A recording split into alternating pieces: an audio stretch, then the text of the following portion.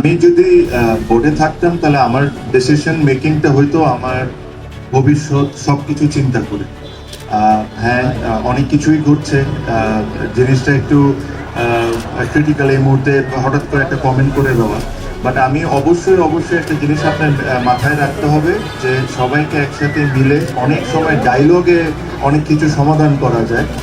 আপনার নিজের বাংলাদেশের অবস্থান ওয়ার্ল্ড ক্রিকেটে কি, বাংলাদেশের ভবিষ্যৎটা কি হইতে পারে, সব কিছু চিন্তা করে আমি আমার সিদ্ধান্ত আমি নিলাম। আমরা বাংলাদেশ ক্রিকেট বোর্ডকে একটা ইন্ডিপেন্ডেন্ট বডি মনে করি। অবশ্যই গভর্নমেন্ট এটার অনেক বড় পার্ট, আপনার গভর্নমেন্টের সাথে আলোচনা করতে হবে। বাট বাংলাদেশ ক্রিকেট বোর্ডকে যখন আমরা ইন্ডিপেন্ডেন্ট বডি মনে করি, তো বাংলাদেশ ক্রিকেট বোর্ডেরও নিজস্ব কিছু একটা ডিসিশন থাকতে হবে। আর তারা যদি মনে করে এই সিদ্ধান্তটা নেওয়া ঠিক, তাদের ওই সিদ্ধান্ত নিতে হবে। বিকজ পাবলিক ওপিনিয়ন অনেক রকমের থাকে। আমরা যখন খেলতে যাই তখন অনেক ধরনের দর্শক ইমোশনসে অনেক কিছু বলেন। বাট সব কিছু যদি আমরা ওইভাবে করে চিন্তা করি, তাহলে আপনি এত বড় অর্গানাইজেশন চালাতে পারবেন না। বিকজ আপনার আজকের ডিসিশন কিন্তু আগামী 10 বছর পর কি এফেক্ট করবে, এগুলো সব কিছু চিন্তা করে যে জিনিসটা আমাদের বাংলাদেশের ক্রিকেটের জন্য ভালো, বাংলাদেশের প্লেয়ারদের জন্য ভালো, ওই ধরনেরই ডিসিশন নেওয়া উচিত, যেটা আমি ব্যক্তিগতভাবে ফিল করি। যেহেতু আমি ক্রিকেট বোর্ডে এখন নাই, তাহলে আমার সিদ্ধান্তটা আপনাকে বলতে পারছি না। যদি আমি থাকতাম তাহলে জানতেন।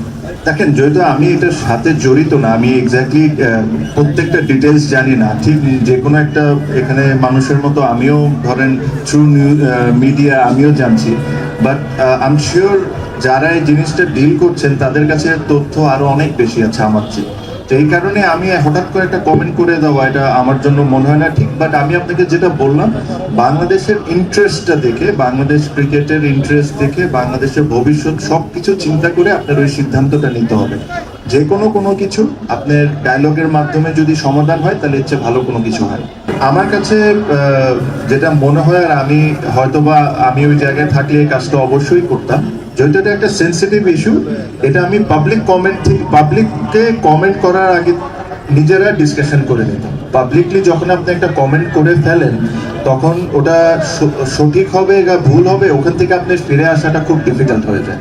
সো পাবলিক কমেন্ট করার আগে আমার কাছে মনে হয় ইন্টারনালি আপনারা নিজেরাই ডিসিশন নেন, আপনারা কি করবেন না করবেন। লাস্ট মুহূর্তে যায় আপনি পাবলিক কমেন্ট করেন, হয়তো খুব আর্লি যখন আপনি করে ফেলেন, তখন আবার আপনি পিছনে আসতে পারেন। সো আমি যেটা বললাম যে সবার মতো আমারও বাংলাদেশের ক্রিকেটের ইন্টারেস্ট হলো সবচেয়ে আগে। বাট আপনার ভবিষ্যৎ সবকিছু চিন্তা করে যে বাংলাদেশ ক্রিকেট বোর্ডের আমরা, আপনি যদি দেখেন যে আমাদের 95% কিন্তু ফাইন্যান্স কিন্তু আইসিসি থেকেই আসে।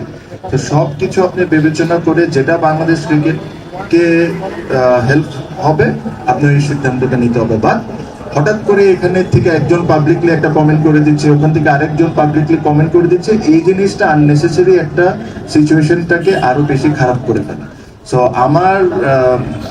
আমার দিক থেকে আমি এটাই বলবো যে আপনারা আপনাদের মতো সিদ্ধান্ত নেন। বিকজ আপনাদের কাছে ইনফরমেশন মিডিয়া বা নর্মাল কমন পাবলিকের চেয়ে আরো অনেক বেশি, আমার চেয়েও অনেক বেশি। সো আপনারা যেটা সঠিক মনে করবেন, সিদ্ধান্ত নেওয়ার পর তারপরে আপনারা পাবলিকলি একটা কমেন্ট করবেন। এটা না যে প্রত্যেকটা দিন পাবলিক কমেন্ট করছেন, যেটা এখন হচ্ছে।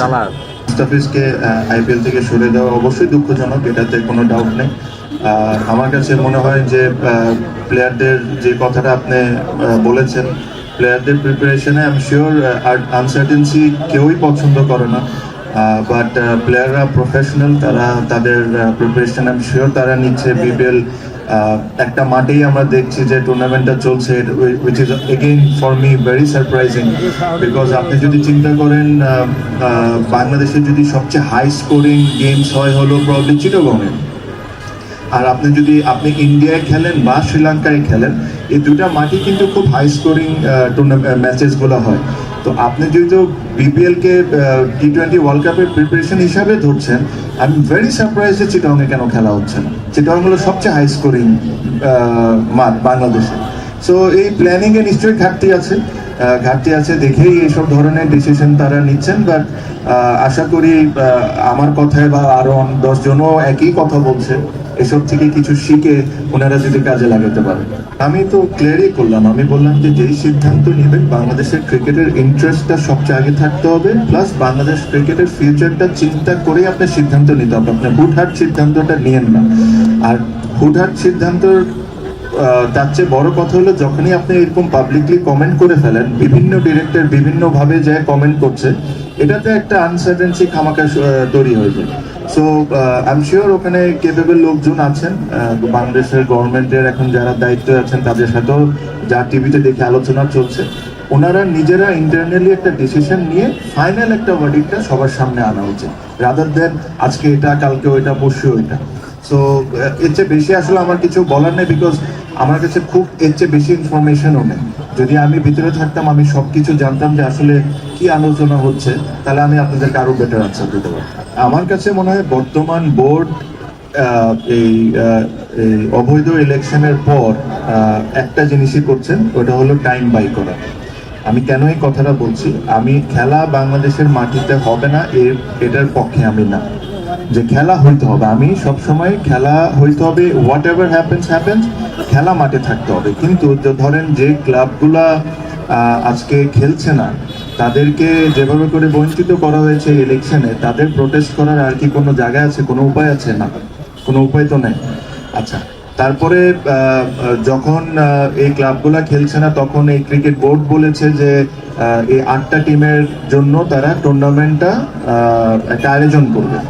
ওই টুর্নামেন্টেরও কোনো ঠিক ঠিকানা নেই। আমি কোয়াবের পেজে একটা ভয়েস রেকর্ড দিয়েছিলাম, ওই ভয়েস রেকর্ডটা তাদের কাছেও গিয়েছে, যাওয়ার পরের দিনই ওনারা টুর্নামেন্টের ঘোষণা দিয়ে দিলেন। কিন্তু আজকের দিন পর্যন্ত আপনারা বলেন তো টুর্নামেন্টের কি কিছু জানেন আপনারা?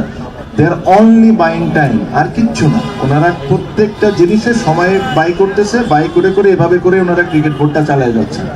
ক্রিকেট যারা, আমাকে যদি আপনি ব্যক্তিগতভাবে জিজ্ঞেস করেন, আমি কিন্তু আমার দোনোটা টিম, এই ফার্স্ট ডিভিশন লিগে একটা টিম আর প্রিমিয়ার লিগে যে টিম আছে আর অন্য যে টিম আছে, প্রত্যেকটা টুর্নামেন্টে আমি অবশ্যই পার্টিসিপেট করব। আমি ক্রিকেট বোর্ডকে অবৈধ বলি, আমার প্রোটেস্টও চলবে, কিন্তু আমার প্রোটেস্ট চলবে খেলার মাধ্যমে। আমি খেলা বন্ধ করে প্রোটেস্ট করতে চাই না।